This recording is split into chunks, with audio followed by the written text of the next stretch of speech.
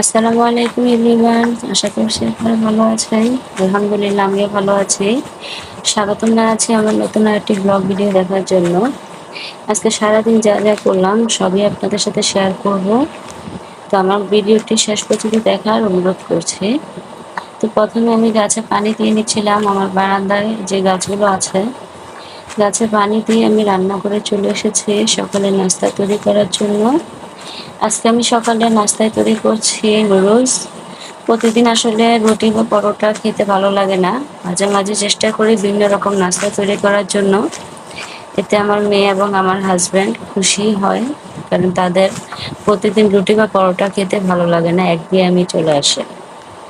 তো সুন্দর করে আমি নুডলস সেদ্ধ করে ডিম, পেঁয়াজ, কাঁচামরিচ, টমেটো দিয়ে সুন্দর করে নুডলসটা রান্না করে নিচ্ছি। নুডলস রান্না করার পাশাপাশি পাশের চুলায় আমি চাও বানিয়ে নিয়েছি।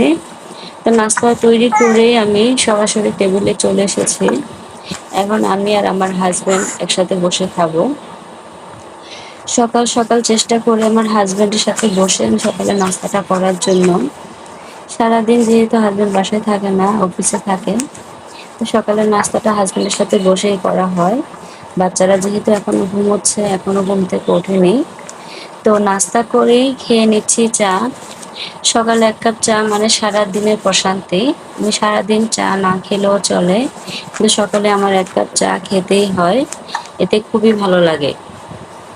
তো কাপের নিচে যে ম্যাটটি দেখতে পাচ্ছেন, এই ম্যাটটি আমি পুরাতন জিন্স প্যান্ট কেটে তৈরি করেছি।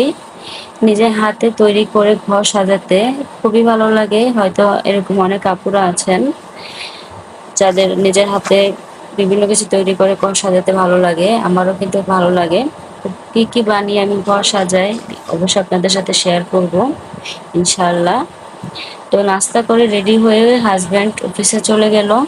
হাজব্যান্ডকে বিদায় দিয়ে আমি আমার বাচ্চাকে নাস্তা করিয়ে ঘর পরিষ্কার করে ঘর দুয়ার গুছিয়ে চলে এসেছি দুপুরে রান্না করার জন্য।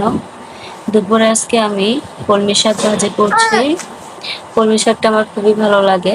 কলমি শাক ভাজি করে আমি বুটের ডাল ভিজিয়ে রেখেছিলাম, ভালো করে ধুয়ে ব্লেন্ডার করে পেঁয়াজ, কাঁচামরিচ, আদা রসুন বাটা, হলুদ, ধনিয়া গুঁড়ি, জিরা গুঁড়ি দিয়ে আমি ভালো করে মেখে নিচ্ছি।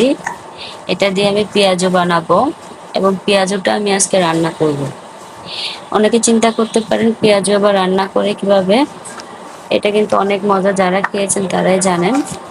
তো আমি পেঁয়াজুটা আজকে চিংড়ি শুটকি দিয়ে রান্না করব। অনেকে এটা চিংড়ি মাছ দিয়েও রান্না করে। বিয়ের আগে খেয়েছিলাম, অনেক বছর খাইনি, তো হঠাৎ খেতে মন চাইলো। আমার মায়ের কাছ থেকে রেসিপি জিজ্ঞেস করে আমি এটা আজকে রান্না করেছি। এতই ভালো লেগেছে, আমি চিন্তাও করিনি যে আমি এত ভালো রান্না করতে পারবো এটা। আমি আমার কুকিং পেজে এই রেসিপিটা শেয়ার করব। যারা দেখে নেবেন, আমি লিংক শেয়ার করবো ইনশাল্লাহ। তো দেখেন কতটা লোভনীয় হয়েছে। তো সন্ধ্যায় আমার হাজব্যান্ড অফিস থেকে আসার সময় কিছু বাজার নিয়ে এসেছে। তো আমি বাজারগুলো গুছিয়ে নিচ্ছি। বাজারগুলো গুছিয়ে নিতে নিতে আপনাদের কাছ থেকে বিদায় নিচ্ছি। আমার ভিডিওগুলো যদি ভালো লাগে আমার পেজটাতে ফলো দেওয়ার অনুরোধ করছি এবং ভিডিওগুলোতে লাইক, কমেন্ট এবং শেয়ার করার অনুরোধ করছি। আমার পাশে থাকার জন্য অনুরোধ করছি। আর আপনাদের জন্য অনেক দোয়া এবং ভালোবাসা রইল। আমার পাশে থাকবেন। আল্লাহ হাফেজ।